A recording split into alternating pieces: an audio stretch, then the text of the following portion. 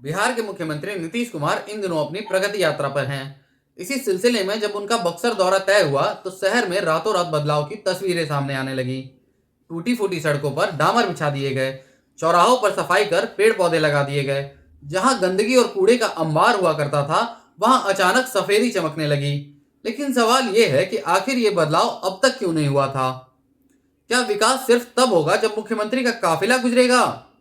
बक्सर के स्थानीय लोगों का कहना है कि इस शहर की सड़कों की हालत सालों से खराब थी। कई बार शिकायतों के बावजूद कोई सुनवाई नहीं हुई। लेकिन जैसे ही मुख्यमंत्री का दौरा तय हुआ, नगर निगम और प्रशासन हरकत में आ गया। एक रात में सड़कें सुधर गई, पार्किंग क्षेत्र की सफाई हो गई, बिजली के खंभे पर नई लाइट्स लग गई। लेकिन ये बदलाव सिर्फ उन्हीं रास्तों पर दिखा जहां से मुख्यमंत्री का काफिला गुजरने वाला था। सवाल उठता है कि क्या यही प्रगति यात्रा है? क्या विकास की गाड़ी तभी दौड़ेगी जब मुख्यमंत्री का दौरा होगा? और अगर यह बदलाव चंद घंटों में संभव था, तो फिर पिछले 5 सालों में क्यों नहीं हुआ?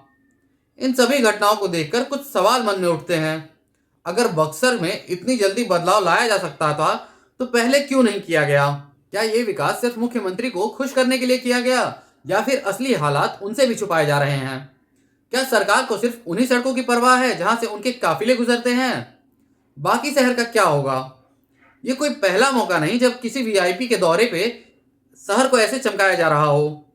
अक्सर देखा गया है कि जब कोई बड़ा अधिकारी या नेता किसी इलाके का दौरा करता है, तो वहां अचानक सफाई अभियान शुरू हो जाता है। टूटी सड़कें सुधार दी जाती हैं, लेकिन बाकी जगहों का हाल जस का तस बना रहता है।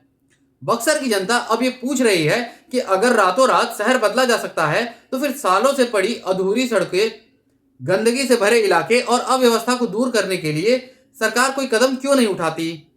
सरकार इतनी सुस्त क्यों रहती है? तो क्या यही असली विकास है, या फिर सिर्फ एक दिखावा? ये सवाल अब सिर्फ बक्सर का नहीं, बल्कि पूरे बिहार का बन चुका है।